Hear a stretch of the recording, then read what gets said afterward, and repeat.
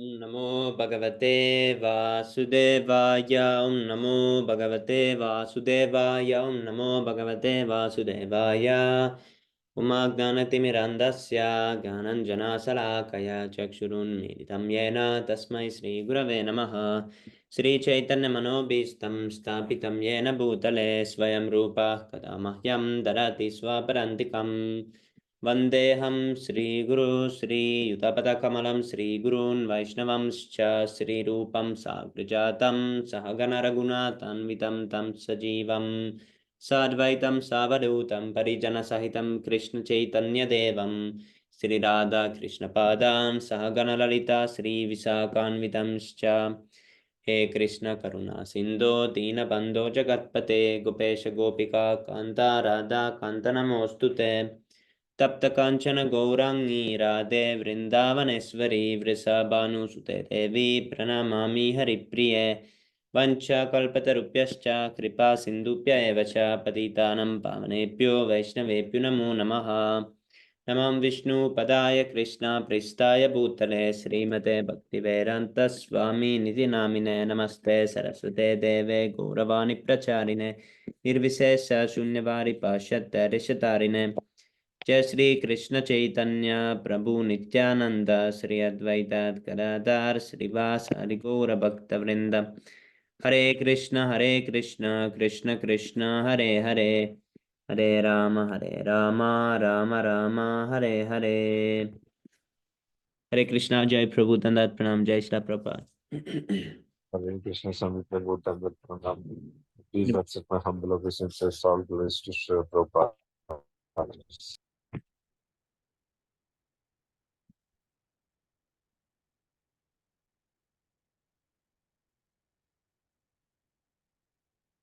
We have like 14 pages left. Let's try to finish them today. Haribol. Yeah, Prabhu. Do you want to start, Prabhu? Sure, I can start. Prabhu. 1 second, I lost where we were. I need to search it. Sure. Oops, there. So you're from which part of the country, Prabhu? I'm from Finland, Prabhu. Finland, okay. Oh, from here you can continue. I'm from. Das. Okay. Thank you, Prabhu. Jai Shri Prabhupada. Jai Shri Prabhupada. Okay. Hi, Grivadas. When in Calcutta in 1938, Jung met some celebrated gurus, but generally avoided so-called holy men. I did so because I had to make do with them with my own truth. He writes not to accept from others what I could not attain on my own. Srila Prabhupada. On the one hand, he says he wants a guru, and then on the other, he doesn't want to upset me. One, doubtless there are many cheating gurus in Calcutta, and Jung might have seen some bogus gurus he did not like. In any case, the principle of accepting a guru cannot be avoided. It is absolutely necessary. Hagrivadas. Concerning consciousness after death, Jung feels that the individual must pick up the level of consciousness which is left. Srila Prabhupada. Yes, and therefore, according to that consciousness, we have a body. We have to accept a body. That is the process of the soul's transmigration. An ordinary person can see only the gross material body, but accompanying this body is the mind, intelligence, and ego. When the body is finished, these remain, although they cannot be seen. A foolish man thinks that everything is finished at death, but the soul carries the mind, intelligence, and ego. That is the subtle body, with it into another body. This is confirmed in Bhagavad Gita. Na hanyate hanyamane sharire. He is not slain when the body is slain. Bhagavad Gita 2.20. Agrivadas.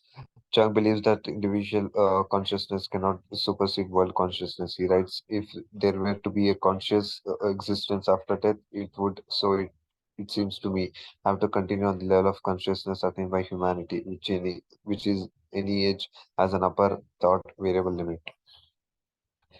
Srila Prabhupada. It is clearly explained in Bhagavad Gita that although the body is destroyed, the consciousness continues. According to one's consciousness, he acquires another body, and again in that body, the consciousness begins to mold its future lives. If a person were a devotee in his past life, he would again become a devotee after his death. Once the material body is destroyed, the same consciousness begins to work in another body. Consequently, we find that some people quickly accept Krishna consciousness, whereas others takes a longer time. Bahunam Janma Bahunam Janmana Mante, Bhagavad Gita 7.19. This indicates that consciousness is continuing, although the body is changing.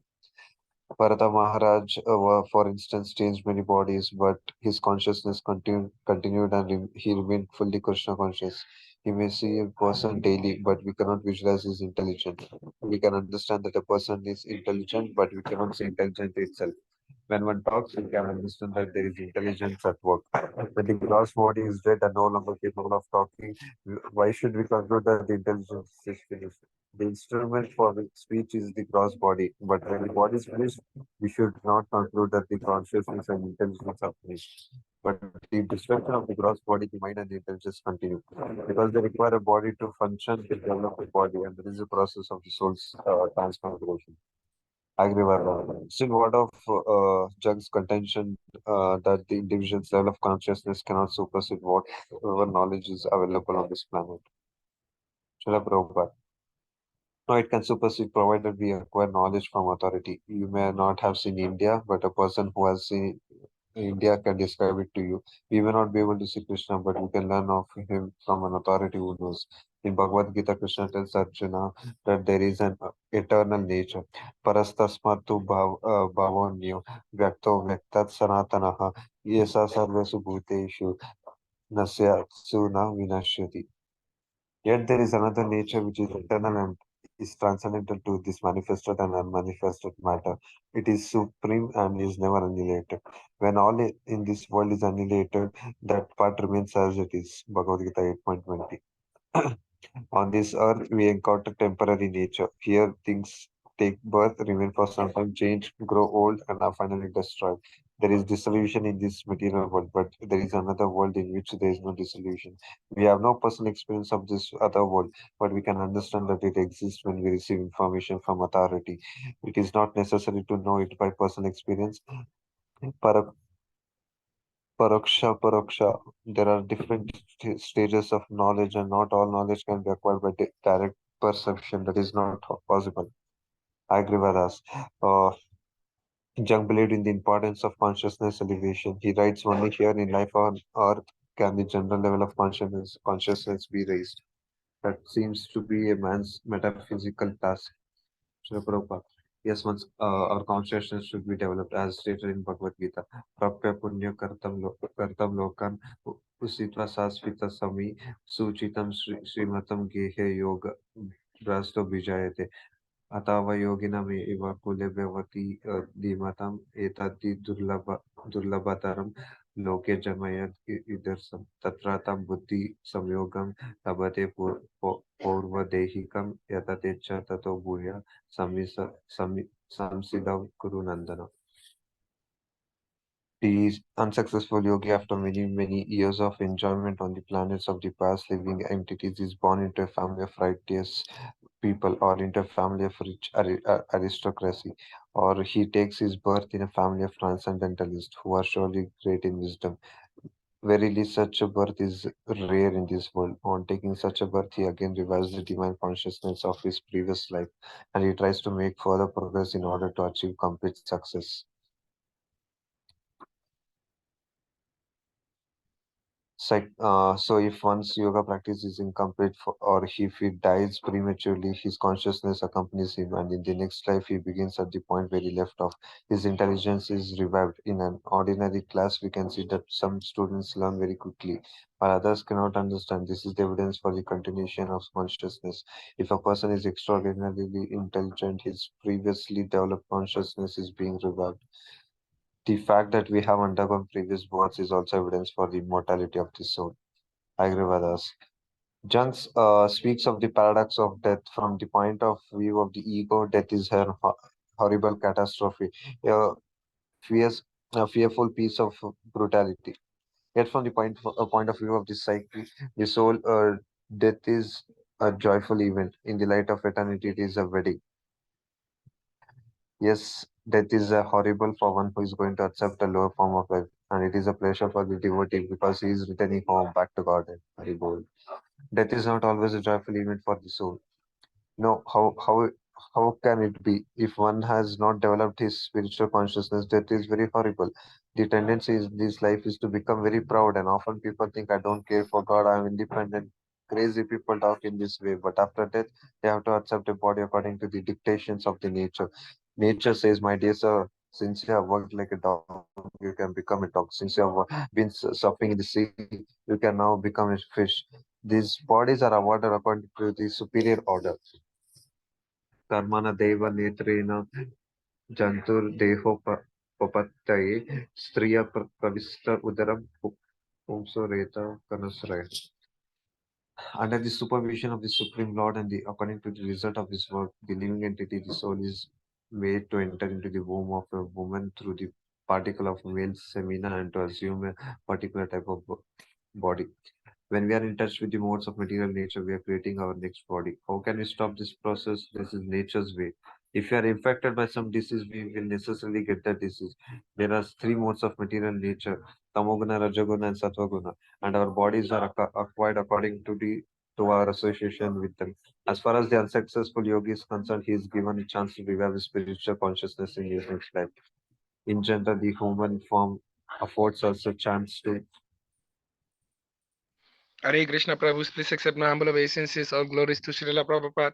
Hare Krishna Labang Prabhu Tandat Pranam Jai Shri Prabhupada. Hare Krishna, Bhagavan Prabhu, Dandavat Pranam. Please accept my humble obeisances. All Hare glories Krishna to Prabhu. Srila Sorry, Prabhupada.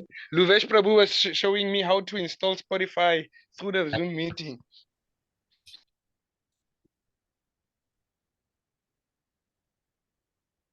Oh, it's here already.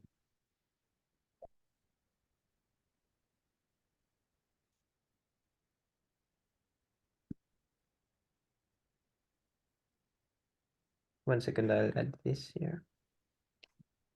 Yes, sir.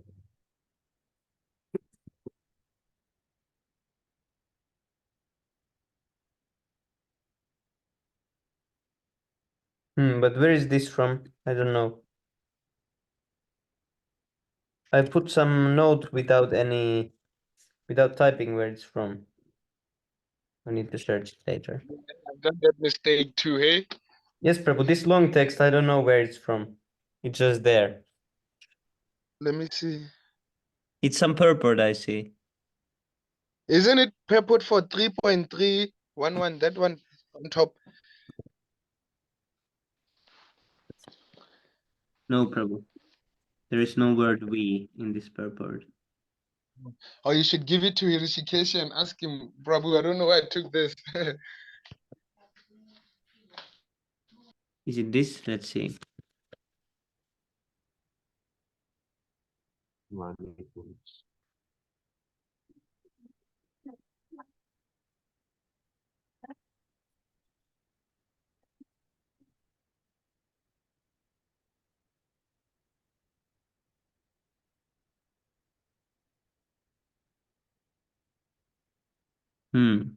It's really weird. One second.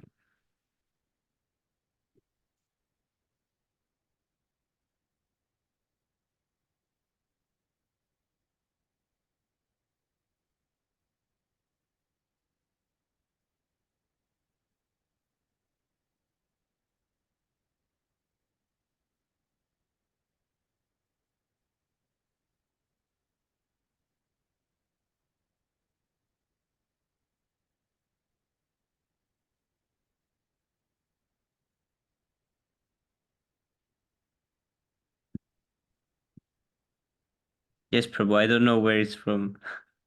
Need to see.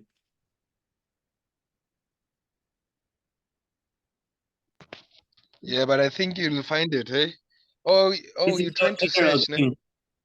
And this is so general teaching that this is maybe in every page you find about changing body. This is everywhere, so it's hard to find. It's about the whole We have to give it. changing body. Maybe it's, oh, Chaitanya. You don't do Chaitanya Chamrita. Oh, ah, oh, I think it's from this book, this second chance book. I think it's there.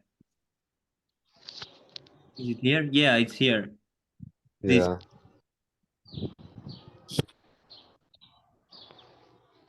It's Oh, that's why you did not write anything, hey? yes, Oh, Prabhu. it's a story of a near-death experience. Okay. What is that name of the book? A second A chance, second Prabhu. chance. This is chapter 10. Oh, the second one. I'll just try type it here. Where is John Prabhu?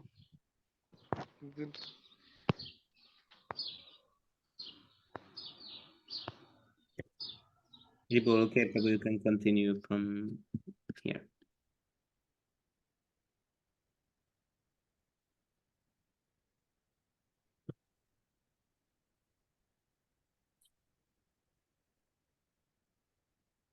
Ribble. Ajay, Prabhu, is it visible? Yes, Prabhu. Yes, Prabhu, you can read one or two more pages and then Lebohang Prabhu can continue. Sure, Prabhu. Thank you. Uh, okay. Make progress in Krishna consciousness, especially when we are born in an aristocratic Brahmana or Vaishnava family. Agrivadas. Concerning samsara, Jung writes, the succession of birth and death is viewed in Indian philosophy as an endless continuity, as an eternal wheel rolling on forever without a goal. Man lives and attains knowledge and dies and begins again from the beginning. Only with the Buddha does the idea of goal emerge, namely the overcoming of earthly existence. Srila Prabhupada. Overcoming earthly existence means entering into the spiritual world. The spirit soul is eternal and it can pass from this atmosphere into another. That is clearly explained in the Bhagavad Gita. Janma karma cha me divyam evam yo vetti tatvata tyaktva deham punar janma neti mam eti so Arjuna. One who knows the transcendental nature of my appearance and activities does not, upon leaving the body, takes his birth again in this material world, but attains my eternal abode. O Arjuna, those who continue to revolve in this cycle of birth and death require another material body, but those who are Krishna conscious go to Krishna. They do not acquire another material body. Those who are not envious of Krishna accept his instructions, surrender unto him, and understand him. For them, this is the last material birth. For those who are envious, however, transmigration is continuous. I agree with us. Concerning karma, Jung writes, the crucial question is whether a man's karma is personal or not. If it is, then the preordained destiny with which a man enters life presents an achievement of previous lives, and a personal continuity therefore exists. If, however, this is not so, and an impersonal karma is seized upon in the act of birth, then that karma is incarnated again without here being an personal continuity. Karma is always personal. When Buddha was asked whether karma is personal or not, he avoided answering. He said that knowing this would not contribute to liberation from the illusion of existence. Buddha refused to answer because he did not teach about the soul or accept the personal soul. As soon as you deny the personal aspect of the soul, there is no question of personal karma. Buddha wanted to avoid this question. He did not want this whole philosophy dismantled. His philosophy dismantled. Jan asked, have I lived before in the past as a specific personality and I did I progress so far in that life that I am now able to seek a solution? Yes, that is a fact. Jung admits that he doesn't know. That is explained in Bhagavad Gita. Tatratam buddhi samyogam labate purva dehikam yatatecha tato bhuya samvedav kuru nandana. On taking such a birth, he again revives the divine consciousness of his previous life and he tries to make further progress in order to achieve complete success. O son of Guru. I could well imagine that I might have lived in a former centuries and there encountered questions I was not yet able to answer. Jung writes, I had to be born again because I had not fulfilled the task that was given to me. That is a fact. When I die, my deeds will follow along with me. That is how I imagine it. That is personal karma. Karma. I will bring with me what I have done. Jung concludes. In the meantime, it is important to ensure that I do not stand at the end with empty hands. Prabhupada. If you are making regular progress in Krishna consciousness, your hands will not be empty at the end. Completeness means returning home back to Godhead. This return is not empty because the Mayavadis cannot understand the positivity of God's kingdom. They try to make it empty. Eternal life with Krishna is our aspiration. A Vaishnava does not want emptiness. Since materialists are thinking that Everything will be empty at the end of the life. They conclude that they should enjoy themselves now as much as possible. Therefore, sense enjoyment is at the core of material life, and materialists are mad after it. Jung believes that we are reborn because we relapse again into desires, feeling that something remains to be completed. In my case, he writes, it must have been primarily a passionate urge toward understanding that, for that was the strongest element in my nature. That understanding for which he is longing is understanding of Krishna. This is mentioned in Bhagavad Gita. Thank you, Prabhu. Devang, Prabhu, you want to continue? Thank you so much, Prabhu, for reading. Thank you, Oh, yes, Prabhu. yes. Thank you for the opportunity.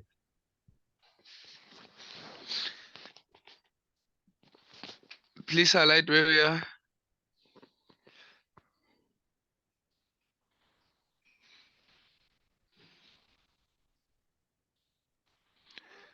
Bahunam Janmanam Ante Janmavanam Mam Prapadet Vasudeva Sarvam iti sa Mahatma Sudara Labaha. After many births and deaths, he who is actually in knowledge surrenders unto me, knowing me to be the cause of all causes and all that is. Such a great soul is very rare. Bhagavad Gita 7 to 19. Our understanding is complete when we come to the point of understanding Krishna. Then our material journey comes to an end. Tyaktva deham purna janma nitai mam iti so Arjuna. Upon leaving the body, he does not take birth again into this material world, but attains my eternal abode. Bhagavad Gita 4 to 9. Lord Krishna himself gives instructions by which he can be understood. Maya ashtaka mana praktaha yogam yuyan mada asharaya asyamasya asyasyam samagramam yata janasyaitak churunu. Is it churunu? Yes, Prabhu. Now here, O son of Preta, how by practicing yoga in full consciousness of me, with mind attached to me, you can know me in full, free from doubt. Bhagavad Gita 7 to 1. If we can understand Krishna completely, we will take our next birth in the spiritual world. Hai Das. Concerning scripture, Jung writes, the word of God comes to us, and we have no way of distinguishing to what extent it is different from God. Srila Prabhupada, the word of God is not at all different from God, since God is absolute. Both he and his words are the same. God's name and God are the same. God's pastimes and God are the same. God's deity and God are the same. Anything related to God is God. For instance, Bhagavad Gita is good. Bhagavad Gita is God. Maya Tatma Idam Sarvam. Bhagavad Gita 9 to 4. Everything is God, and when we are complete in God realization, we can understand this. Otherwise, we cannot. Everything is God, and without God, nothing can exist. Hai Das. Jung conceived of the false ego in terms of person. Is it persona? The person, is it the persona? Yes, Prabhu. Person. Person. He writes, is the individual systems of adaptation to the manner he assumes in dealing with the world. The person is that which is in reality one is not, but which oneself as well as others think one is. Srila Prabhupada, our real person is that we are eternal servants of God. When we realize this, our person becomes our salvation and perfection. The person must be there, but as long as we are in the material world, our person identifies with our family, community, body, nation, ideal, and so on. The person is there and must continue, but proper understanding is realizing that we are eternal servants of Krishna. As long as we are in the material world, we labor under the delusion of the false ego, thinking I am American, I am Russian, I am Hindu, etc. This is false ego at work. In reality, we are all servants of God. When we speak of false ego, we also admit of real ego, a purified ego who understands that he is the servant of Krishna. Hai Griva Das. Jung envisioned the self as a personality composed of the conscious and also the subconscious.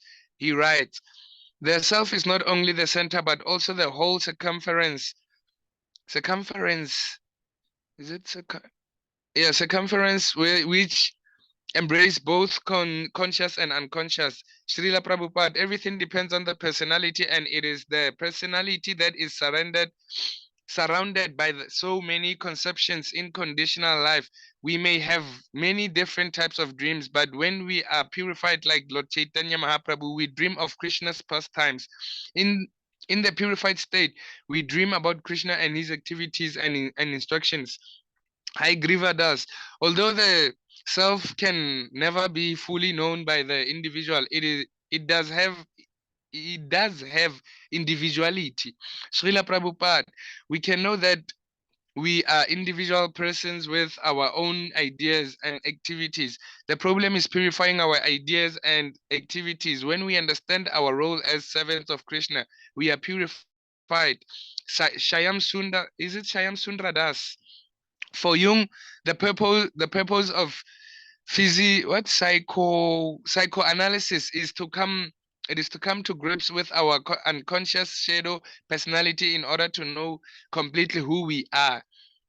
Srila Prabhupada, that means attaining real knowledge. When Sanatana Goswami approached Sri Chaitanya Mahaprabhu, he said, please reveal to me who and what am I. In order to understand our real identity, we require the assistance of a guru. Shyam Sundar Das. Jung says that is the shadow personality of all males. There is a bit of the female and in all females there is a bit of the male, because we repress these aspects of the shadow personality. So do not understand our actions. Srila Prabhupada, we say that every living entity is by nature a female. Prakriti means female, and Purusha means male. In this material world, although we are Prakriti, is it Prakriti?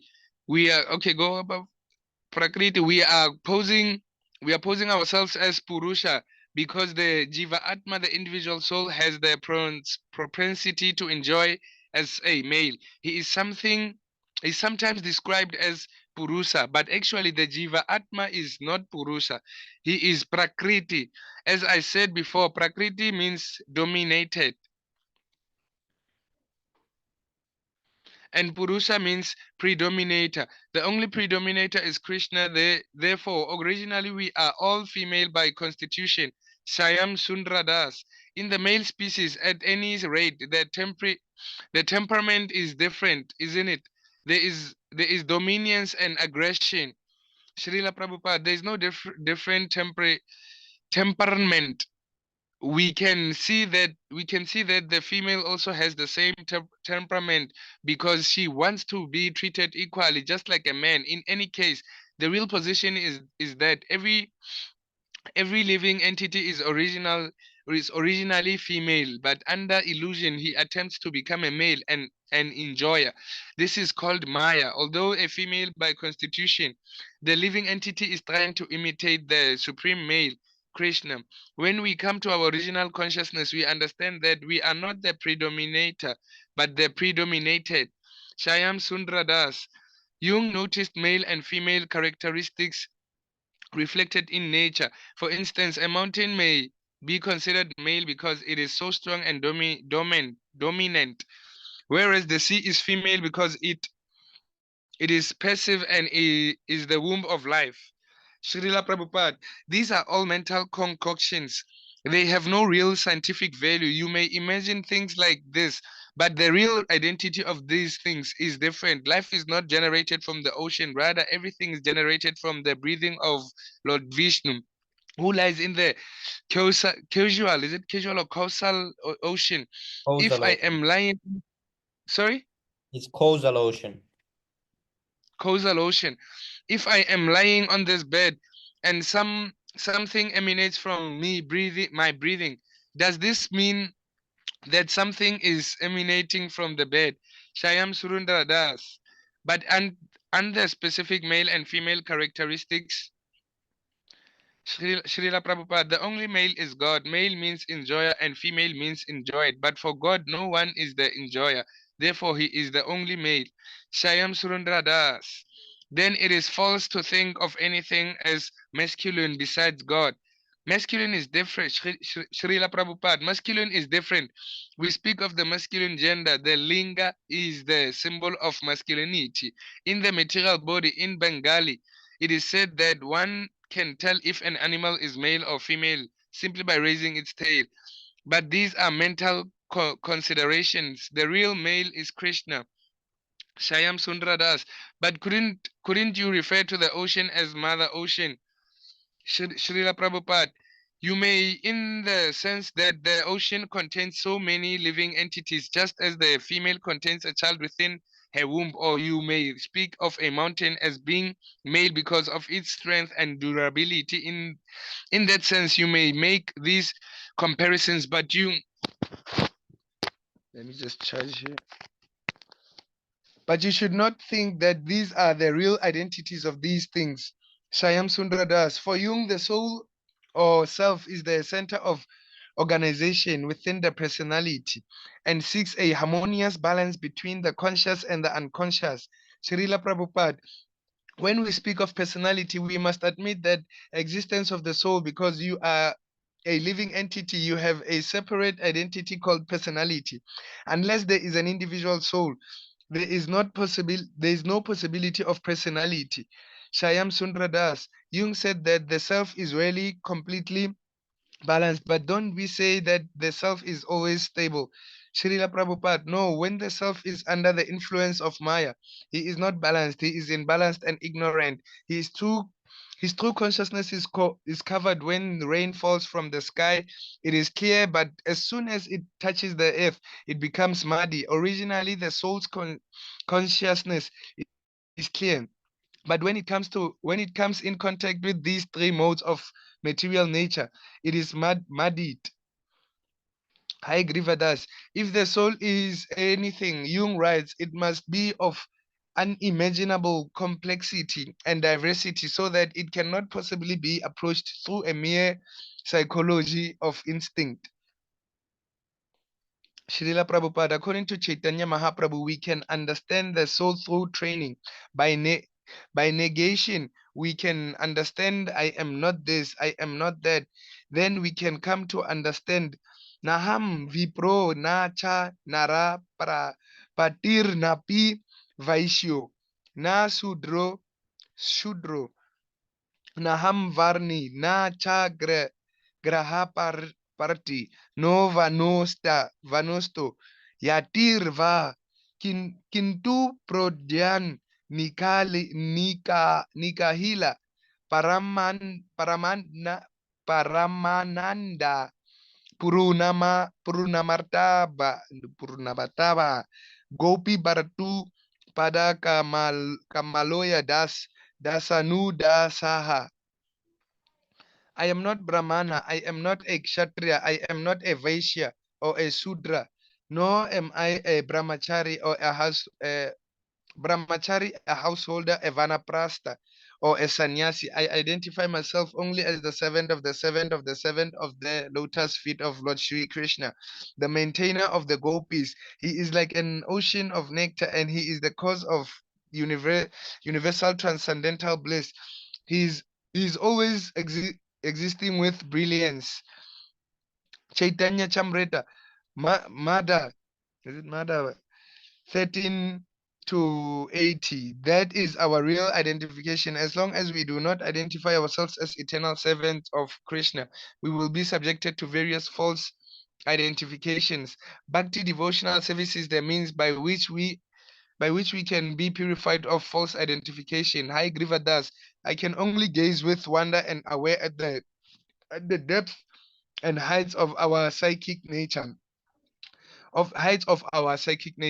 Jung writes, it is non-septial, is it septial universe conceals an untold abundance of images which have accumulated over millions of years of living development and become fixed in the organism. Srila Prabhupada, since we are constantly changing bodies, constantly undergoing transmigration, we are accumulating various experiences. However, if we remain fixed in Krishna consciousness, we do not change. We do not change. There is none of this fluctuation once we understand our real identification, which is I am the servant of Krishna and my duty is to serve him. Arjuna realized this after hearing Bhagavad Gita, and he told Sri Krishna, Nato moha smriti labada twat prasadan maya achuta stito smi gata sandehaha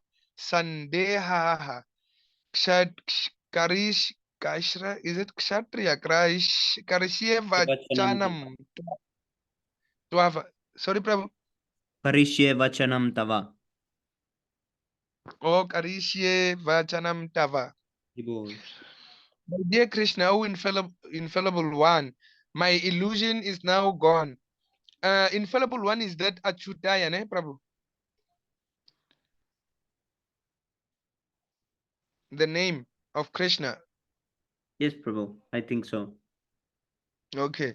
My illusion is now gone. I have regained my memory by your mercy. I am now firm and free from doubt and prepared to act according to your instructions. Bhagavad Gita 18 to 73. So after hearing Bhagavad Gita, Arjuna comes to this conclusion and his illusion is dispelled by Krishna's mercy. Arjuna then fixed in his original position. And what is this? Kshat Kaishre Vachanam Twava. Whatever you say, I will do. And at the beginning, Bhagavad Gita, Krishna told Arjuna to fight, and Arjuna refused. And the Arjuna's illusion is dispelled, and he is situated in his original constitutional position. Thus, our perfection lies in executing the orders of Krishna. Hi, Grivadas. Jung classifies 5 types of rebirth. One is metapsychosis. That's psychosis, by which one's life is prolonged in time by passing through different bodily existence, or from one from another point of view. It is a life sequence interrupted by different reincarnations. It is by no means certain whether continuity of personality is guaranteed or not. There may be only a continuity of karma. Srila Prabhupada, a personality is always there and bodily changes do not affect it. However, one identifies himself according to his body. When the soul, for instance, is within the body of a dog, he thinks according to that particular body conception. He thinks, I am a dog and I have my particular duty. In human society, when one is born in America, for instance, he thinks, I am an American and I have my duty. According to the body, the personality is manifest, but in all cases, personality is there. High Grivadas, but is this personality continuous? Srila Prabhupada, certainly the personality is continuous at death. The same souls pass into another gross body along with its mental and intellectual identifications. The individual acquires different types of bodies, but the person is the same. High Grivadas, this would correspond to what Jung calls reincarnation. The second type of rebirth. This conception of rebirth necessarily implies the continuity of personality. He writes, here the human personality is regarded as continuous and accessible to memory, so that when one is incarnated or born, one is able at least potentially to remember that he has lived through previous existence and that these existences were one's own, i.e., I don't know what is i.e. that In example. they had example Yes, Prabhu. that they had the same ego form as their present life. As a rule, reincarnation means rebirth in a human body. Srila Prabhupada, not necessarily into a human body. From Srimad Bhagavatam, we learned that Bharat Maharaj became a deer in his next life, and after being a deer, he became a Brahmana. The soul is changing bodies just as a man changes his dress. The man is the same, although his dress may be different. Vayasim Germani Yataha Vihaya Navani Granati Naro Parani Tata Sarirani Vihaya Jigrani Anayami Samayati Navani Dehei. As a person puts on garments, giving up old ones, similarly, the soul accepts new material bodies, giving up the old and useless ones. Bhagavad Gita 2 to 22. When a dress is old and cannot be used anymore, one has to exchange it for another. In a sense, you purchase a new dress with the money or karma you have accumulated in your life. The man is the same, but his dress is supplied according to the price he can pay. According to your karma, you receive a certain type of body. Hi, Grivadas. For Jung, the third type of rebirth called what resurrection may be of two types. It may be a carnal body, as in the Christian assumption that this body will be resurrected. That is according to Christian doctrine. At the end of the world, the gross bodies will resemble themselves and ascend into heaven or descend into hell. Yes, Srila but Prabhupada. And what? so Sorry? this is the modern Christians. They think that because they don't believe in rebirth, they think that, you know, everyone who dies, they are buried. And go to heaven. No, they think that they wait. You know, they die and they are buried and they wait there. They think like this. Oh, I remember the story now. They wait for like a trumpet that Yes, will be bro. sounded. Yeah, they Oh, wait for the final day and Jesus Christ to come back, and then they say that that day it's the judgment day. Then it is yeah, decided who yeah. goes. But Prabhupada gives Now nice answer immediately. He asks, "What will be what will the person do in the meantime?" he will be sleeping. Yes, bro. Yeah, this answer will be nice. Oh, Srila Prabhupada, and what will the person do in the meantime? I agree with us. I don't know. Obviously, the material elements disappear. Yeah, yeah. Is it disappear? Yes, disperse. It's same. It means same. Disperse. Oh, Srila Prabhupada, the material body is finished, but the spiritual body is always there. This type of re, resurrection talked about is applicable to God and his representative, not to all. In this case, it is not a material body, but a spiritual one. When God appears, he appears in a spiritual body, and this body does not change. In Bhagavad Gita, Krishna says that he spoke to the sun God millions of years ago, and Arjuna questioned how this could be possible. Krishna replied that although Arjuna had been present, he could not remember. Remembrance is possible only if one does not change bodies. Changing bodies means forgetting. Yeah, Prabhu, we can give another one a chance to read. Haribol, thank you so much, Prabhu, for reading. Okay, let's see. Thank you, Prabhu. We have 6 pages. Okay, I can read few pages, and if Vero Prabhu is free, you can also read after that to the end. Okay, yeah. Haribol. Hayagriv does. Jung admits that on a higher level, the process is not material. It is assumed that the resurrection of the dead is the raising up of the corpus glorifications, the subtle body, in the state of incorruptibility.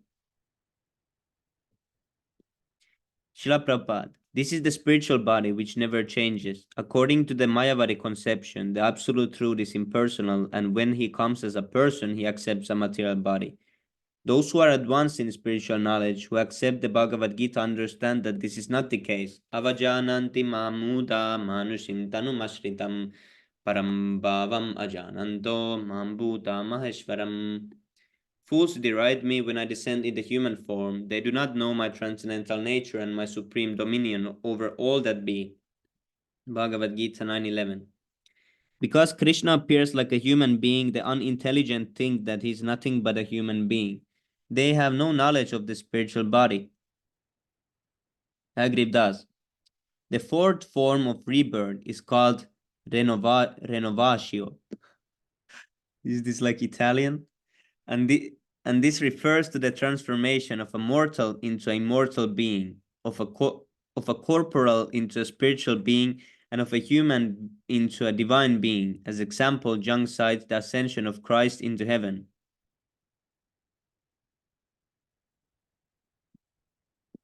Srila Prabhupada, we say that the spiritual body never dies and the material body is subject to destruction. Nayam hantina hanyate, Bhagavad Gita 2:19. After the material body's destruction, the spiritual body is still there. It is neither generated nor killed. Agriv does. But aren't the examples of a kind of ascension into heaven? Aren't there examples of kind of ascension into heaven? Didn't Arjuna ascend? Srila Prabhupada, yes, and Yudhishthira. There are many instances. The special instance is Krishna himself and his associates. But we should never consider their bodies material. They didn't go through death of any sort, although their bodies traveled to the higher universe, but it is also a fact that everyone possesses a spiritual body. Agriv does. The fifth type of rebirth is indirect, like an initiation ceremony or the twice-born ceremony of transformation. Through his presence at the rite, the individual participates in divine grace. Srila Prabhupada.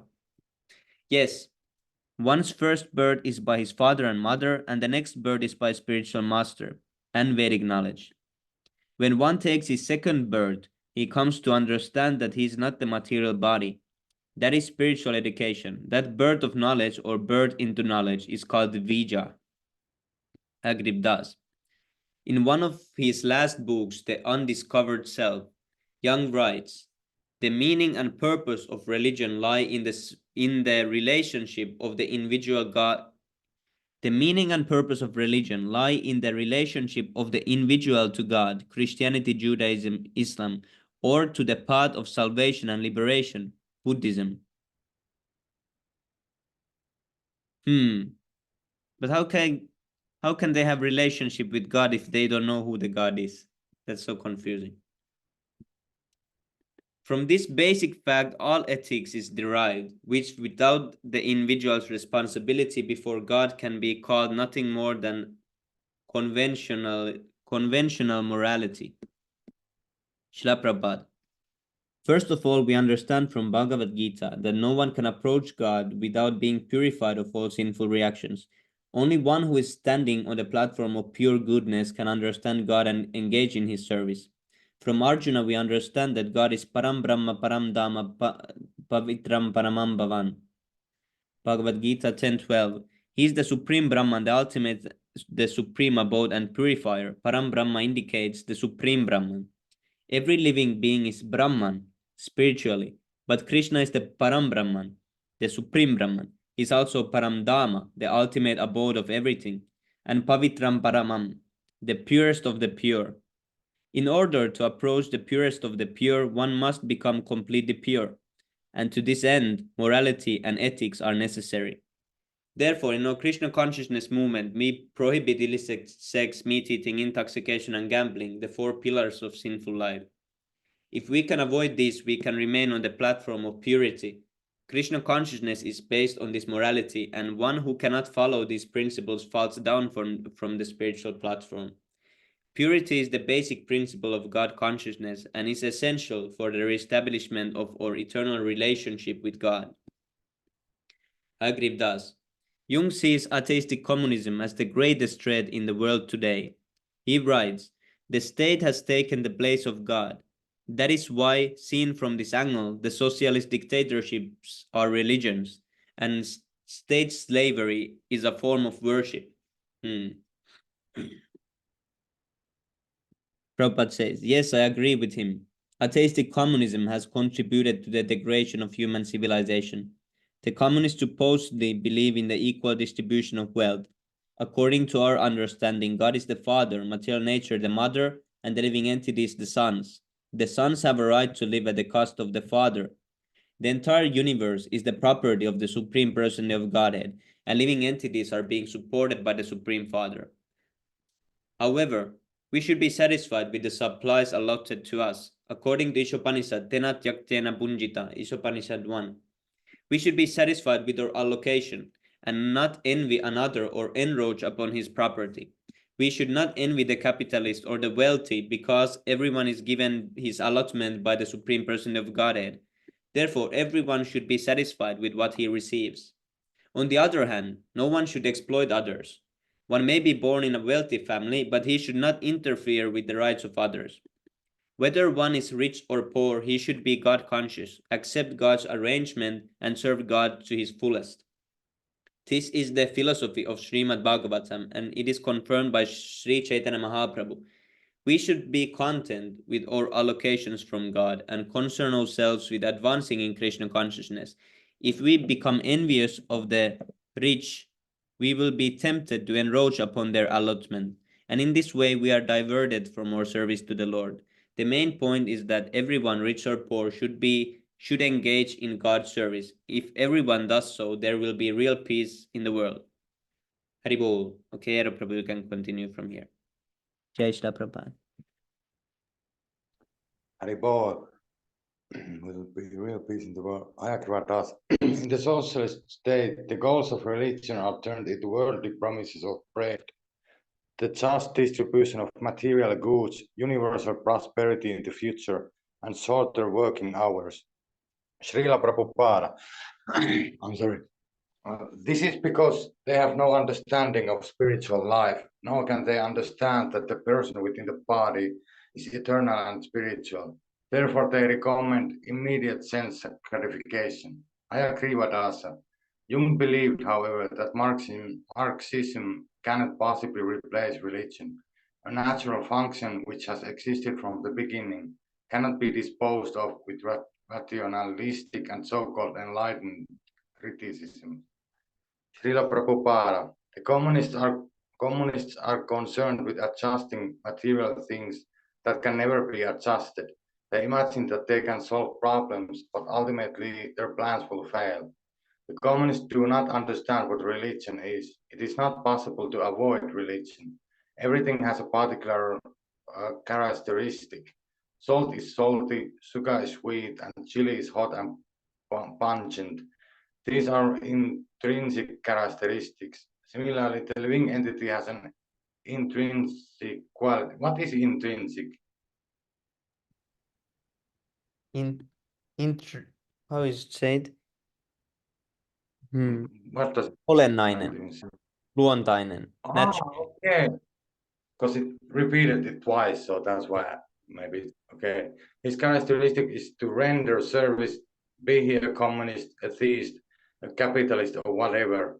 In all countries, people are working and rendering service to their respective governments, be they capitalists or communists, and the people are not profiting. Therefore, we say that if people follow the footsteps of Sri Chaitanya Mahaprabhu by serving Krishna, they will be happy. In the material world, people are rendering service and they are not happy doing so because their service is actually meant for Krishna. Therefore, for the sake of happiness, people should individually and collectively render service to Krishna. When that service is misplaced, we are never happy. Both communists and capitalists are saying render service to me, but Krishna says sarva dharman parityajya. Bhagavad Gita 18:66. Just render me service and I will free you from all sinful reaction. Jung feels that materialistic capitalism cannot possibly defeat a pseudo-religion like Marxism. The only solution is to adopt a non-materialistic religion. The antidote should in this case be an equally potent faith of a different and non-materialistic kind. Srila Prabhupada, that religion is this Krishna consciousness movement. Krishna has nothing to do with any materialistic ism, and this movement is directly connected with Krishna, the Supreme Personality of Godhead. God demands complete surrender, and we are teaching you are servants, but your service is being wrongly placed. Therefore, you are not happy. Just render service to Krishna, and you will find happiness. We neither support communism nor capitalism, nor do we advocate the adoption of pseudo religions. We are for Krishna only. I agree with Asa. Jung laments the absence of a potent non-materialistic faith in the West that could block the progress of a fanatical ideology like Marxism. He sees mankind as desperately in need of a religion that has immediate meaning. Srila Prabhupada, that non-material religion which is above everything, Marxism and capitalism, is this Krishna consciousness movement. If we cultivate Krishna consciousness, we will transcend sinful reactions and make spiritual progress. Janma karma jame divyam, Bhagavad Gita 4.9. Krishna says that just by knowing of his transcendental appearance and pastimes, we will not take birth in this material world again. I agree with Asa. Jung writes, it is unfortunately only too clear that if the individual is not truly regenerated in spirit, society cannot be either, for society is the sum total of individuals in need of redemption. Srila Prabhupada. True, the basis of change is the individual. Now there are few disciples individually initiated into Krishna consciousness, and if a large percentage can thus become invigorated, the face of the world will change. There is no doubt of this. I agree with Asa. For Young, the salvation of the world consists in the salvation of the individual's soul. His individual relation to God would be an effective shield against these pernicious influences. Srila Prabhupada. Yes, those who seriously take to Krishna consciousness are never troubled by Marxism, thisism, or thatism. A Marxist may take to Krishna consciousness, but a Krishna conscious devotee would never become a Marxist. That is not possible. It is explained in Bhagavad Gita that when one knows the highest perfection of life, he cannot be misled by third or fourth class philosophy. I agree with Asa. Jung also felt that materialistic progress could be a possible enemy to the individual.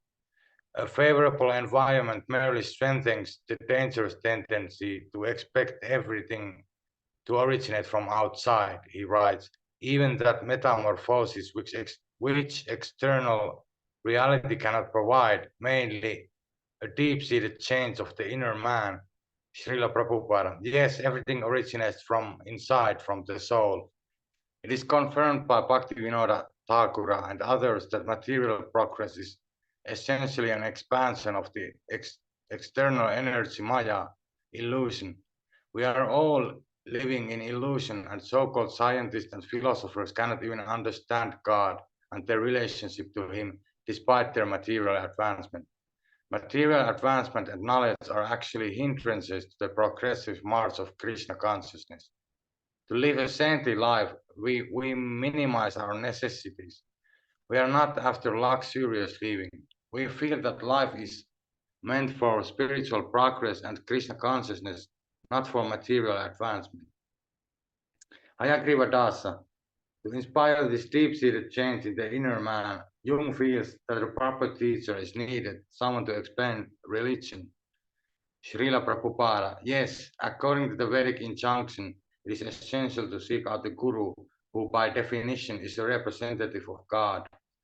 Sakshat Taritvena Samasta Shastrair, Sri Kurvastaka. The representative of God is worshipped as God, but he never says, I am God. Although he is worshipped as God, he is the servant of God. God himself is always master. Chaitanya Mahaprabhu requested everyone to become a guru. Whatever you are, it doesn't matter. Simply become a guru and deliver all these people who are in ignorance. One may say, I'm not very learned. How can I become a guru? Chaitanya Mahaprabhu said that it is not necessary to be a learned scholar, for there are many so-called learned scholars who are fools. It is only necessary to impart Krishna's instructions, which are already there in Bhagavad Gita. Whoever explains Bhagavad Gita as it is a guru by definition. If one is fortunate enough to approach such a guru, his life becomes successful. I agree with Asa. Jung points out that our philosophy is no longer a way of life as it was in antiquity. It has turned into an exclusively intellectual and academic affair. Srila Prabhupada, that is also our opinion. Mental speculation has no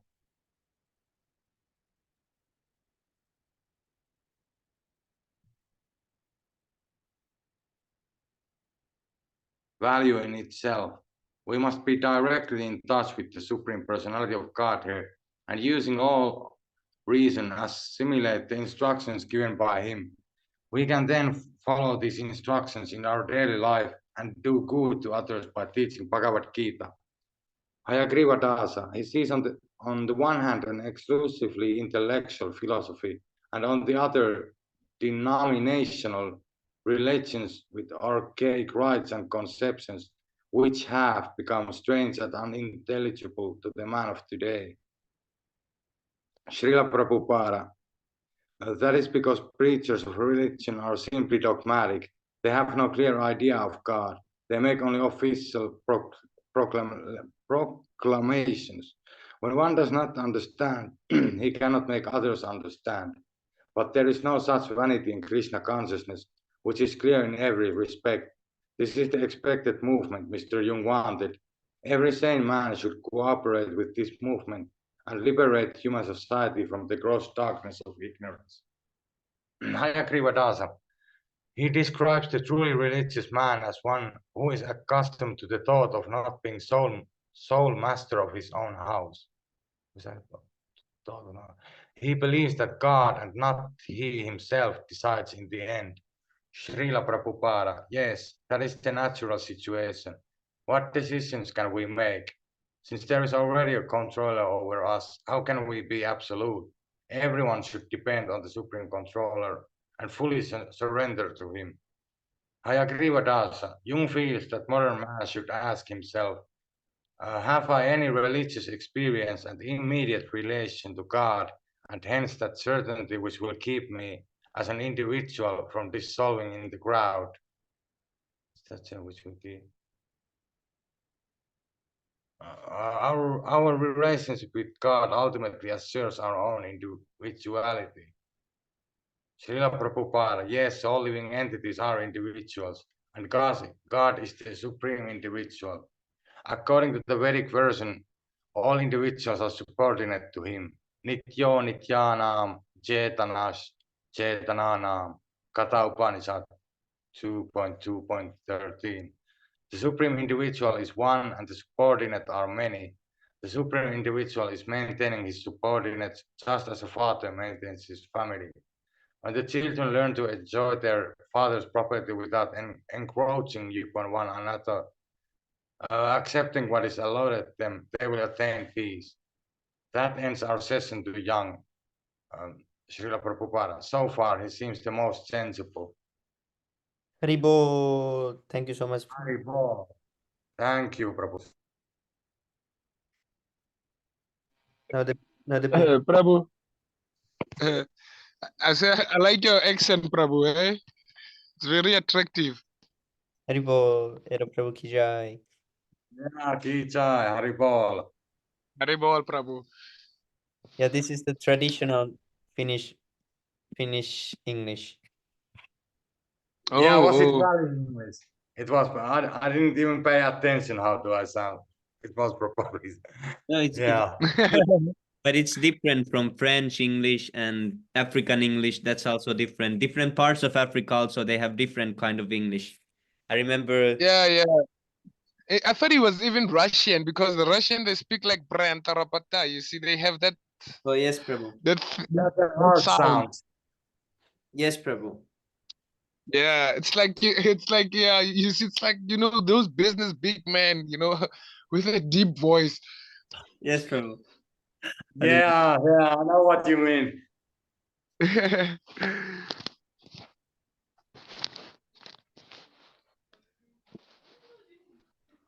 Haribol. Haribol Prabhus. So meaning we just left with what glossary? Yes, Prabhu. Prabhu, have you read the science of what is it? What is it? It is self-realization. Prabhupada's Yes, book. yes, Prabhu. I've read all books, but Chaitanya Charitamrita and Srimad Bhagavatam. Oh, that's the only thing that you have, because that's the one that I want to read, hey? Because I heard it from Sundar Gopal Prabhu yesterday. Yes, Prabhu. But Srimad Bhagavatam will take many years. I think 5 years. Oh yeah, to finish, eh? Yes, Prabhu. But if one is fast reader, then he can do 2 years. Oh, okay. So do you read, like, I just don't understand. Do you read and then take notes and study the, what do you call it? The Sanskrit? Like, what do you mean study the Sanskrit? When it starts, I don't know, what do you call that language? Like, let's say Sanjaya, Uvacha, like that type, that language. Yes, Prabhu. I always read it Isn't it once. something? But I don't like study it. I just Oh, read it. Then I read the oh, word. you just read it. Yes, Prabhu. Oh, you read the verse and then you study the translation. Yes, Prabhu. I read the word to word and then I read the translation. And if there is something that if there is some keywords Oh, that I see, for example, this verse, I can find that in this verse there is sense. It's speaking about sense and work. So according to that, it's 1 second. I'll find something. See, for this example, this verse, it talks about the mind. The word yes. antahpura refers to the heart. The word vishuchina, meaning going everywhere, indicates the mind. Within the mind, the living entity enjoys the effects of the modes of material nature. These effects sometimes cause illusion, sometimes satisfaction, and sometimes jubilation.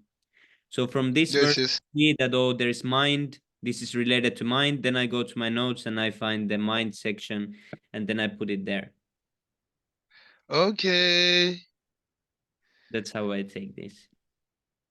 Okay. Now I see how you do your notes. Yes, Prabhu. And for the Bhagavad Gita, how do you study it? Like, you still do it the same way as Srimad Bhagavatam? Yes, Prabhu, but I've not taken notes on Bhagavad Gita because when I started to take notes when I was in second kando of Srimad Bhagavatam, so I've not taken them so long. Just read it. Yes, Prabhu, I need to read the Bhagavatam, no, Bhagavad Gita again because I've read it 4 times and now long time I've not read it from the book. Oh, I need to yeah, continue. but then at least you have some background. If you read it 4 times, it's like studying it, eh? Yes, Prabhu, but I never took notes. I just went through it. So I now next Oh, time I will take notes also. yeah, yeah. 9/11. It's the one that I remember, and 6.1. Yes, Prabhu. Because when I started at chapter 6, but then before I joined the group, and I still remember them like loud and clear because it's something that I used to struggle with a lot. Yes, Prabhu. I also Like remember the one. when I see the verses or I hear something being talked about, then I remember it. But by memory, I cannot explain everything, like the verse. Oh, okay. Because the one that I studied, it was like Shri Bhagavan Uvacha, Anasrita, Karma Palam, Karyam Karma Karoti Ya, Sa Sanyasi Cha Yogi Cha, Na Nirakri Na Chakriya, something like that.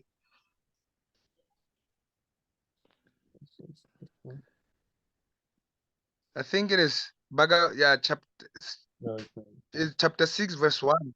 The one that talks about one who's unattached to his work. He's a sannyasi, he's a renounced order of life, something like that, a mystic. Yeah, this one.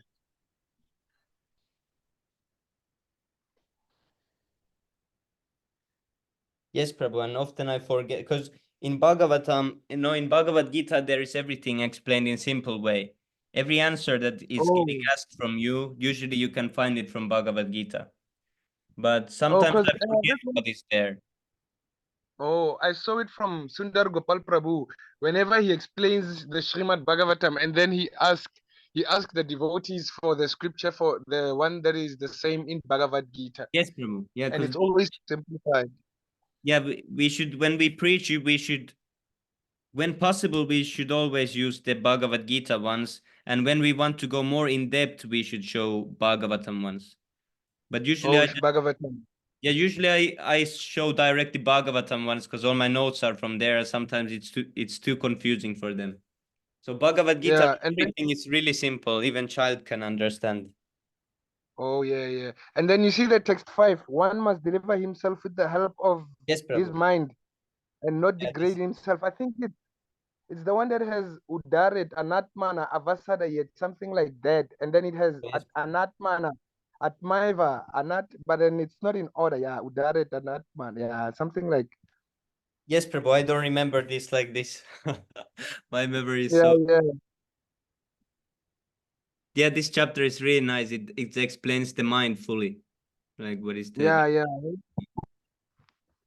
And I saw Sundar Gopal Prabhu knows it by heart. Yes, Like if he wants a scripture and then you tell him chapter 2 and he was referring about the mind, he will tell you, "I man, that yes, is Prabhu. Yeah, impossible." he knows all this, and he uses this Yeah, every day so much. He always knows automatically what is there. yeah. Oh, I just remember the things, then I have to search it. I remember this. oh yeah.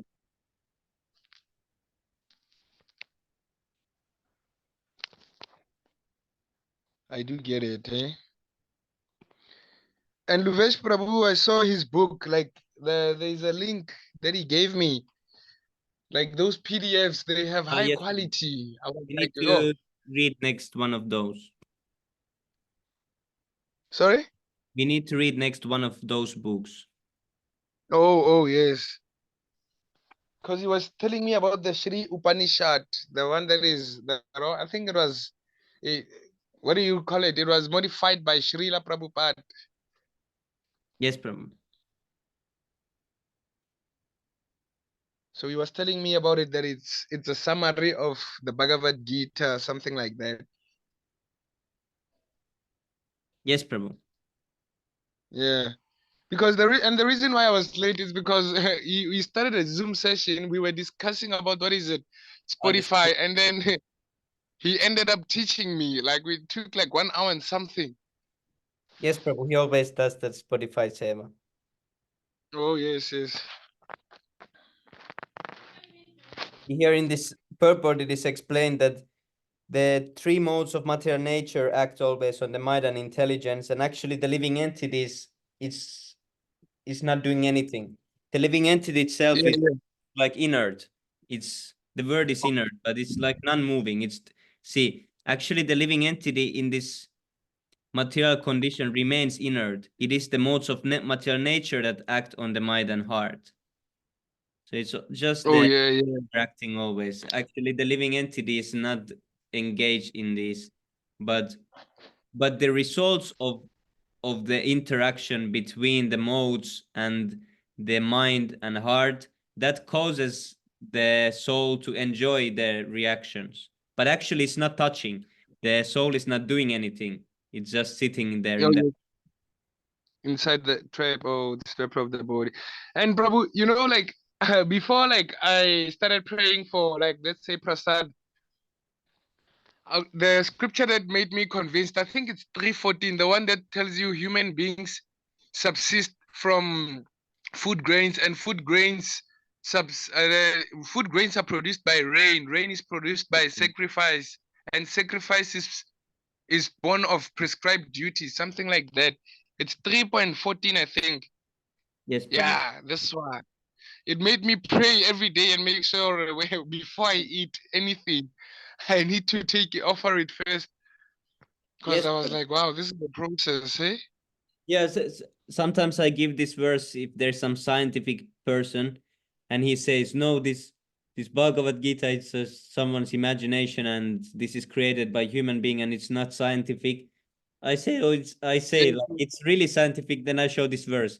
Isn't this I ask that isn't this truth? And then I show whole Bhagavad Gita is like this. It's not some imagination. You can see that Oh, living yeah. like this I've explained. this verse to someone. Yeah. Oh, yeah, yeah. Yeah, it was shocking for me when I saw it. I was like, wow, it's such a long process just to have food grains on your table. Yes, bro.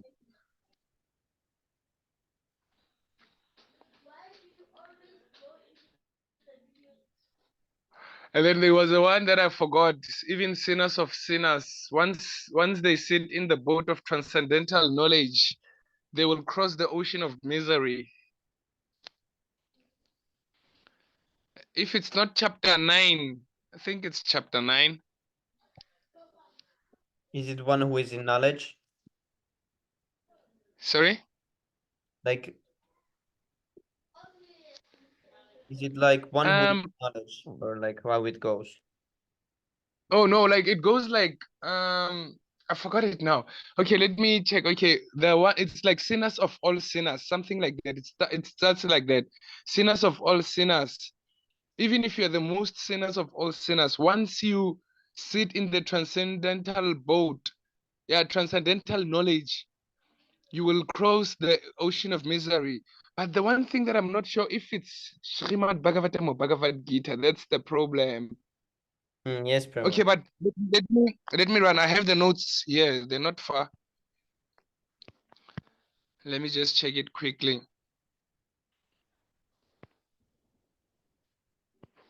Mm.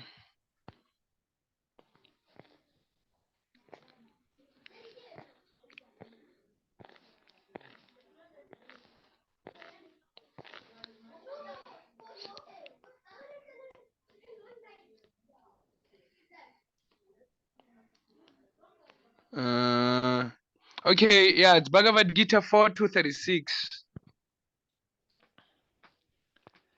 36.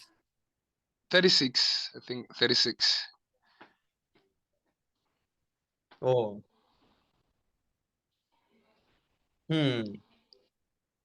Yes, bro. Yeah, I had forgotten it went like this word to word. Oh, yes, yes. Yes, Prabhu. Yeah, Oh, this one was catching. Like, even if you're sitting in the transcendental knowledge, you will cross the ocean of misery. yes, I should put all these. I should put all these notes to the, because I don't have much from Bhagavad Gita. I should start to put them. Oh, yeah, yeah. And then the one that I love again, it's 930. It's almost similar. If one commits the most abnormal action, if Yes, he Prabhu. engages in devotional service, he is considered saintly because he is properly situated in his determination. Yes, Prabhu. That's one commonly used one. Oh, yes. Sometimes ISKCON fake gurus use this. They say we cannot be condemned, the nonsense, and then they show this verse that we are properly Yeah. situated. Oh, yes, yes. But in the purport, it is explained that one cannot use this verse and do nonsense. Yes, yes, yeah. I even wrote it. I think it's I wrote even the purport on my notes. I also had it because I knew that you cannot just do sin and then come back again, do sin, come back again. What it was? Purport, it's like the last paragraph. Oh, is it the last? Sorry, no, I think that's 930. Ne? We were speaking about 930. 913. 30. 30. Yes. The one that you say it's popular. I think the purport, the last paragraph, there's somewhere that it says devotional service is more or less a declaration of war against the illusory energy. And then no one should take advantage of this verse and commit nonsense Yeah, and think that he is still a devotee. yes, Prabhu. I remember when the one person showed this verse, and then we showed the purport. It was really funny. Because Yeah. it says just what they are doing. Yeah, yeah. Yeah, but Bhagavad Gita, it's like the Sanskrit is simple. Yo, Srimad Bhagavatam, it's long, hey? Yes, Prabhu. Yeah.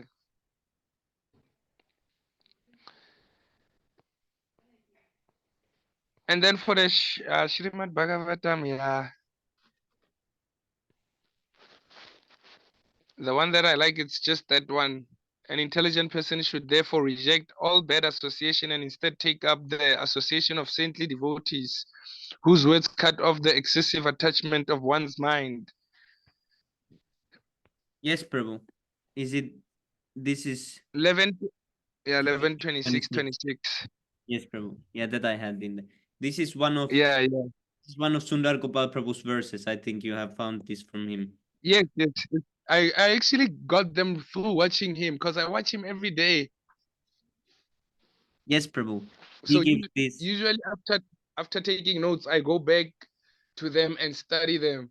Yes, Prabhu. And really often what happens to me is that I think that I've already heard all the verses about this thing that Sundar Gopal Prabhu has given. And then on next lecture, I hear one more verse and I'm surprised, like how he found even more. Yeah. It's like sometimes like he makes the verses. He thinks, okay, now I need one verse, and he just makes some verse and then suddenly it's there in the Bhagavad. Yeah, yeah, yeah. And then the one I like, I think you have it too, this one, because you watch the lectures. It's like the sacrifices of different age of Kali Yoga, like in Satya Yoga, we meditate, Yes, Prabhu. Yeah, that one you have. Yes, Prabhu. The one that frightens me is the one who explains the supreme secret to devotion, to devotees preaching, pleases the Lord. It is guaranteed they will come to me. And it's very hard to preach in South Africa. It's Bhagavad Gita 18 to 68. Yes, Prabhu. Yeah, that's about preaching 18 to 16.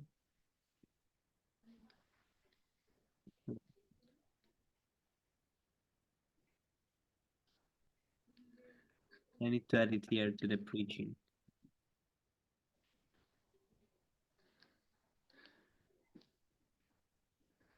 And oh yeah, this one I was guilty of 3.27. The spirit souls bewildered by the influence of false ego thinks himself as the doer of activities, but in actuality they are carried out by the three modes of material nature. Yeah, this is hard one to understand usually. Yeah. Hard to understand because sometimes people are like, how can you say that? 'Cause I'm doing it. Yeah. But actually, But then we all sorry? yeah, it is. This is that the soul is just experiencing the body that is doing something, but actually Krishna is the doer. Because if Yeah, you want to walk to the market, then you are just experiencing a body that is walking to the market. But it's not that you are the mover of that body and bringing to the market yes. by nature. Yeah. Even Because everyone says, yes, okay, yes, you can talk, Prabhu. I was just saying that all the body parts themselves, every different body part are controlled by different demigod also from every Yeah, sense. but So they are actually oh, body. We just give we propose that we are we the observers. do, and then they dispose the action for us. Oh yeah, and every time you must check. Now we think we are the doers when we do something positive, but then when something negative happens, Yes, we start pointing fingers. yes, Prabhu. Yes, this is also with atheists. They say that only every bad thing God creates cancer, He creates disease, all murders. But when there's some good Yeah, things, they don't say about them. They say, "Oh, this came about yeah, chance and everything." Only bad things. Yeah, yeah. God did this. And that. It's always like that, hey? Yes, Prabhu.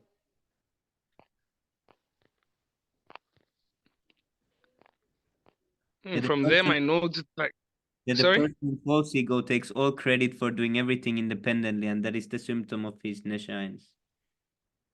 Oh yeah.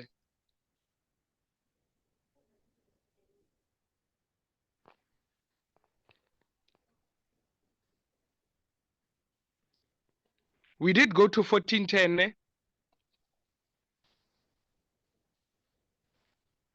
Bhagavad Gita. Sometimes the modes of goodness becomes prominent. Yeah, this is I found this. I was asking this for some time ago. I had to add it to the notes, and yeah, this explains how the modes always rotate. Oh, yes, yes.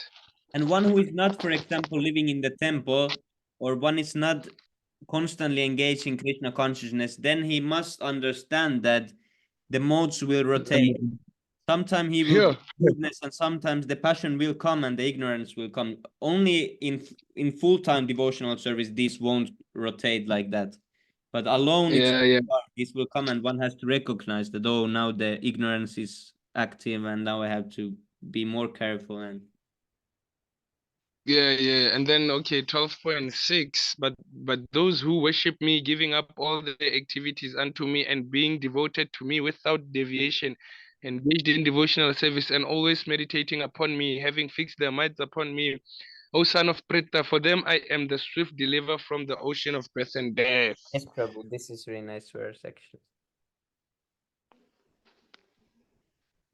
Hey, the best one that I like, I think you know it too, ne? From the highest planets in the material world down to the lowest are Yes. all places of miseries, wherein repeated birth and death takes place. It's like we were discussing about the Christians, how they believe that they're gonna sleep until Yes. like the end of the world. When But they wake up, they go into heaven or hell based on how they lived. what was the Sanskrit in this? But Brahma is mentioned Which in one? the Sanskrit. Yeah, the which one? The material world. Yes, Prabhu. I think it's 816. Check it on 816. From the highest planets in the. Oh, is it 816? Yes, Prabhu. Oh, Abrahma Bhuvanal Loka Punar Avartinorjuna Mamupetyatu Kunteya Punar Janmana Vidyate. I remember this part, this Abrahma Bhuvanal Loka. I always. Oh, yeah, yeah. It sounds similar to my ears too, eh? Yes, Prabhu. Yeah, this is. I use this when I try to show that there is no happiness in heaven or anywhere. The material world, yeah, yeah. And this is I give this always this purport. This is nice. When they Oh, talk about happiness, I give this one purport. oh, the pep. Okay. It says that there is no question of happiness in this material world, either individually or in terms of family, society, or country. If something is going on in the name of happiness, that is also illusion. Here in this material world, happiness means successful counteraction of the effects of distress. This is really nice explained what happiness Yeah, means. yeah. Yeah, For that, example, if you burn your finger or you burn your hand, then for you happiness is that you don't feel the burning in your hand. But is that happiness? yeah, What kind of yeah, happiness? yeah, yeah. We did go to 6.29, eh? Oh, is it? Oh, the 6.1. A true yogi observes me in all beings and also sees every being in me. Yes, Prabhu.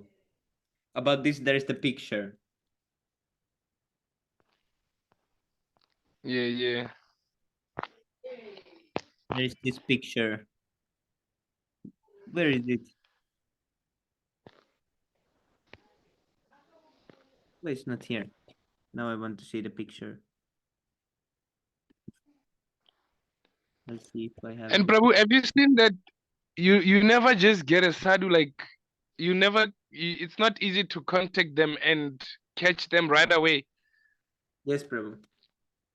And then here's Srimad Bhagavatam 3:25-24. To decrease attachment to material nature, you must be attached to sadhu's association. You see, and I'm like, you'll never get them now and here, hey? Yes, Prabhu. Where is this?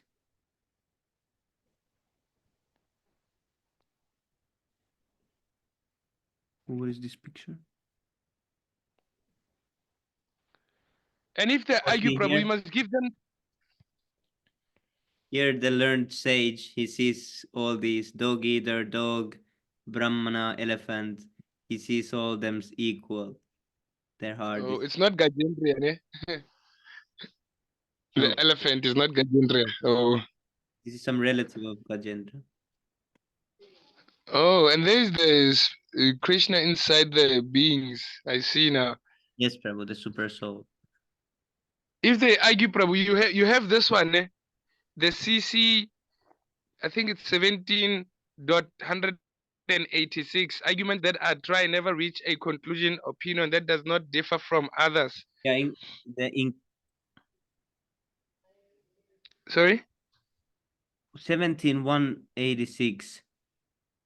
186. It's Chaitanya Chamrita. I don't know if it's Madhya. Madhya. YA. Oh, 186. Yeah, this dry argument. Yeah. Yeah, I use that often.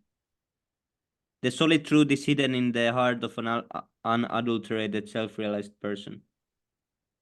Yeah, and to the ignorant, I like sharing the one like Lord Shiva takes form as a Brahmana and also teaches the Vedas through false scriptures in the age of Kali Yoga, just like Buddhist philosophy. Yes, Prabhu.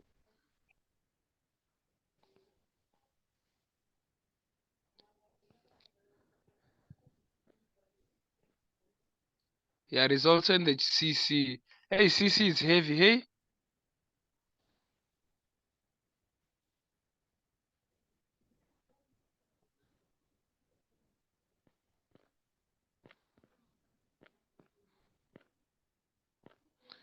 And I also need to take my notes on the computer. I'm trying to find the verse that Brahma with his forehead studied. Where is this? Oh, it's here. You know, where Brahma with his forehead studied all the Vedas. Oh yeah, I remember.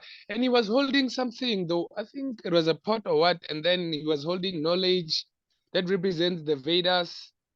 And I forgot what he was holding because I think he had 4 heads, and then he was sitting on this lotus. And is it a swan?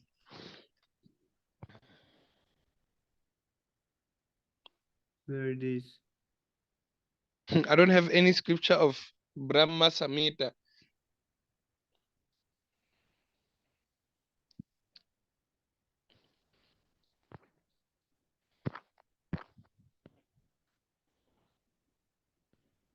Oh, how is this possible?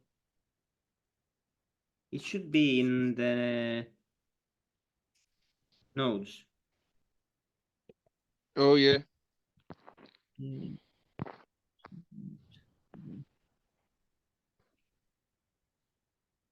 Oh, this is weird.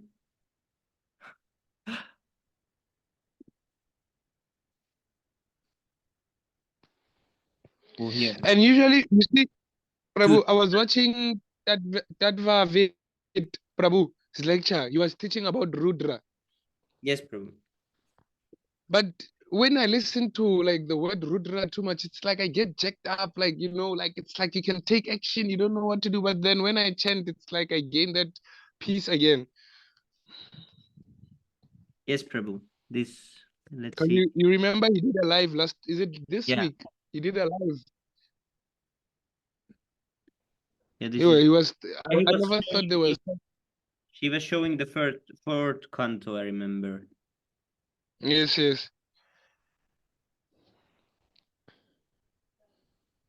No, and there was a one that I was watching about like it was His Grace Sundar Gopal Prabhu. He was talking about like the demigods. The topic is like what other I remember I forgot what about demigods. Where he was teaching like you don't pray to the demigods, how Lord Indra tried to I think he was speaking about mean things to Lord Krishna, not knowing that Lord Krishna incarnated as a person. Which one? Who was speaking? It was actually Lord Indra was speaking, but it was in the Bhagavad Gita. Okay,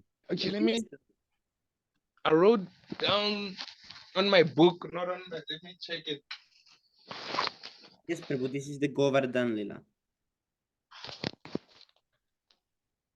Oh, the Govardhan.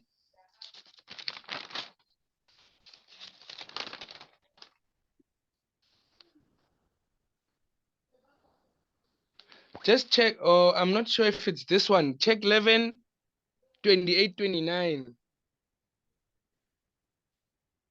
If it's the one, because I did not write any translation yet. I just took it as a note.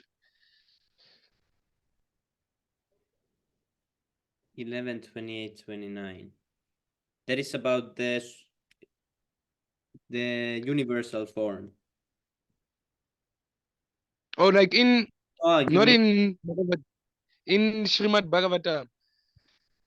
Oh, 11, I remember that Vavid Prabhu said it was Arjuna praising like Lord Krishna, the prayers to Lord Krishna. Yes, Prabhu.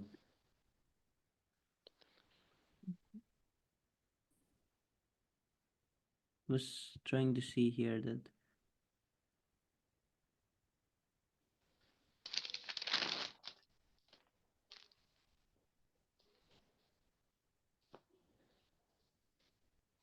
Oh, in this was nice verse because in this purport it is explained about Rudra that there is actually many Rudras, because usually it's said that Lord Shiva is Rudra himself.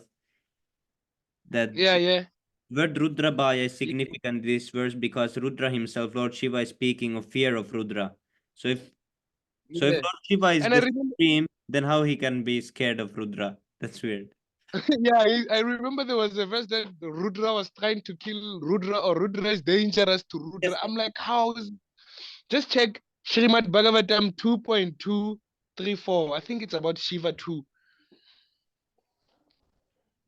Yeah, here the conclusion is that one Rudra is afraid of another Rudra because each and every one of them is engaged in the destruction of this cosmic manifestation. But for the devotee, everyone is afraid of Rudra, even Rudra himself. Never I afraid was like, what did this that guy is always. do?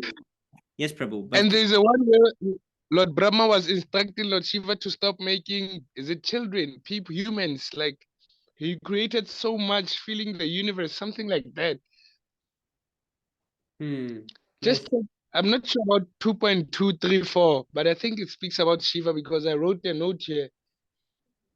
2.234. I actually have like 1, 2, 3, 4. And I took it from him, Tadvit Prabhu. Yeah, Tadvavit Prabhu.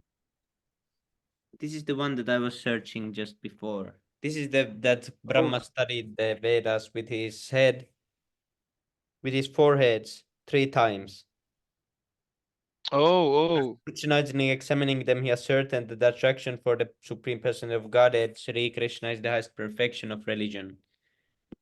Oh, and did you check the 424, 28, ne?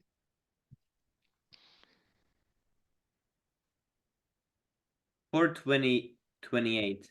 4, 424, 28. 420. Yeah, 24. Where you wrote 20, it's 24.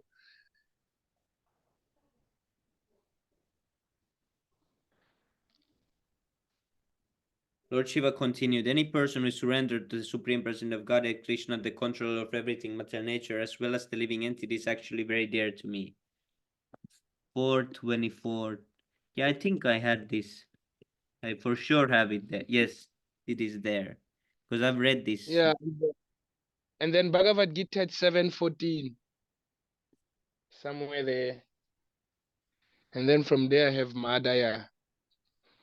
This divine energy of mind consisting of the three modes of material nature is difficult to overcome, but those who have surrendered unto me can easily cross beyond it. Yes, Prabhu. Yeah, this is one really often quoted also. Daiviesa gunamai mama maya duratyaya mameva ye prapadyante mayametam tarantite. And then the last one is 2146. Madaya. Is it Madaya? It's Chaitanya Chamrita. 20. 20, 100 and point 146. Oh, what is that? Mukhya Gaun.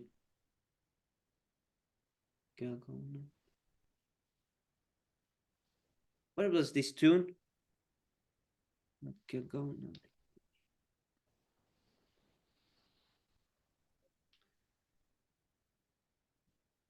When one accepts the Vedic literature by interpretation or even by dictionary meaning, directly or indirectly, the ultimate declaration of Vedic knowledge points to Lord Krishna. Do I have this? I don't think I have this.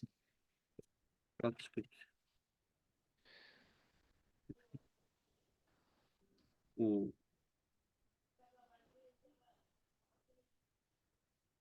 What it is?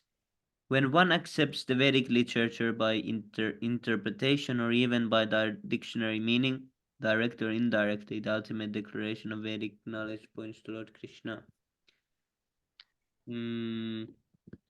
I think this will go to the Krishna is supreme. Oh, can you have? Yeah, here is a lot. This is full one. Oh yes.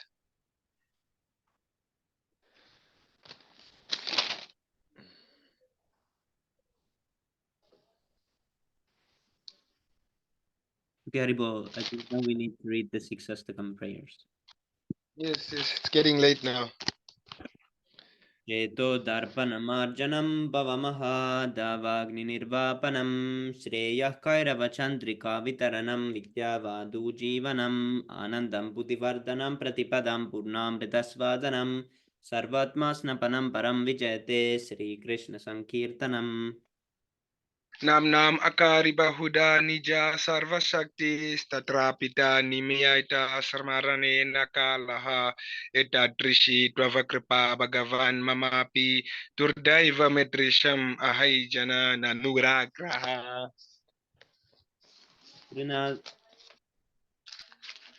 Rinadapi sunicena tarorapi sahisnuna amanina manatena kirtaniya tarahari.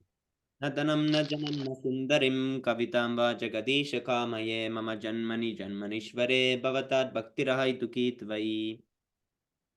Ainandam tanuja kinkaram patitamam vishame bhavam bodo krapaya tvava pada pakanjaya stitadu lisadrisham vichintaya. Nayanam kaladasrutaraya vadanam katkararutaya gira pulakarnichitam vapukada tavanamakrahane pavishyati. Yugaitam nimeshena chakshusha pravirshaitam shunyaitam jagat sarvam govinda virahena me.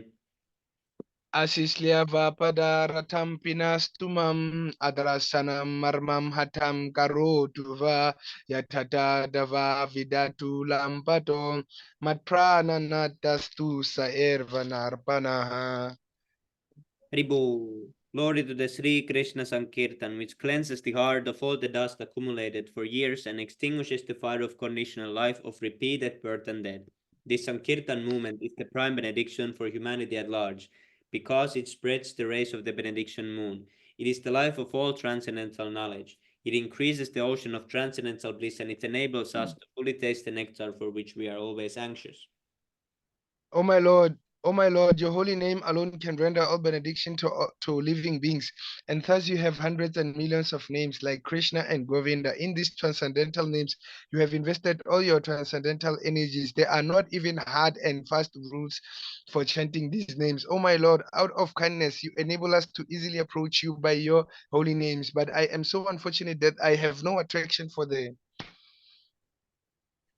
One should chant the holy name of the Lord in a humble state of mind, thinking oneself lower than the straw in the street. One should be more tolerant than a tree, devoid of all sense of false prestige, and should be ready to offer all respect to others. In such a state of mind, one can chant the holy name of the Lord constantly. O Almighty Lord, I have no desire to accumulate wealth, nor do I desire beautiful women, nor do I want any number of followers. I only want your causeless devotional service, birth after birth. O son of Maharaj Nanda Krishna, I am your eternal savior, yet somehow or other I have fallen into the ocean of birth and death. Please pick me up from this ocean of death and place me as one of the atoms at your lotus feet. Oh my Lord, when will my eyes be decorated with tears of love flowing constantly when I chant your holy name? When will my voice choke up, and when will the hairs of my body stand on end at the recitation of your name? O Govinda, Feeling your separation, some considering a moment to be like 12 years or more. Tears are flowing from eyes like torrents of rain, and I'm feeling all vacant in the world in your absence. I know no one but Krishna as my Lord, and he shall remain so even if he handles me roughly by his embrace or makes me broken-hearted by not being present before me. He is completely free to do anything and everything, for he is always my worshipable Lord unconditionally. Haribo, Sri Siksastakam ki jai. Jai. And Prabhu, after you Haribol. read something, I always wait for that Haribol. Just used to it now. Haribo. What? Haribol. Haribol. To blaspheme, can I start? Yes, Prabhu. To blaspheme the devotees who have dedicated their lives for propagating the holy names of the Lord. To consider I think the names of the demigods like Lord Shiva and Lord Brahma to be equal with the Lord name of the Lord Vishnu, or independent also, not just equal. the third one I always forget about the obeying the spiritual orders. I always forget the pertaining to obey the spiritual. Obey the orders of the spiritual master and consider him an ordinary person. Ordinary. Okay. To blaspheme the Vedic scriptures or scriptures in preference to the Vedic version. Yes, Prabhu. And then it's about the glories of chanting Hare Krishna. What? Yes, to consider the glories. Oh, to consider the glories of chanting Hare Krishna to be an imagination. Yes, Prabhu. And then to And give then to interpret the holy name, to interpret the holy names, I think, to consider, to give some interpretation. And then this one is about committing sin. To commit sin on the strength of the holy names, or what? To commit sinful activities on the strength of the holy name. eighth one is to consider the chanting of Hare Krishna to be one of the ritualistic activities mentioned in the Vedas as Karma. activities, Karma Kanda. Ninth one, to instruct the faithless person about the glories of the holy name. 10th one is to not have faith in chanting of the Hare Krishna mantra and to maintain materialistic attachments even after understanding so many instructions on this matter. It is also an offense to be inattentive while chanting. Anyone who claims to be Vaishnav must guard against all these offenses in order to quickly achieve the desired success, Krishna Prema. Haribo. Haribol. Hari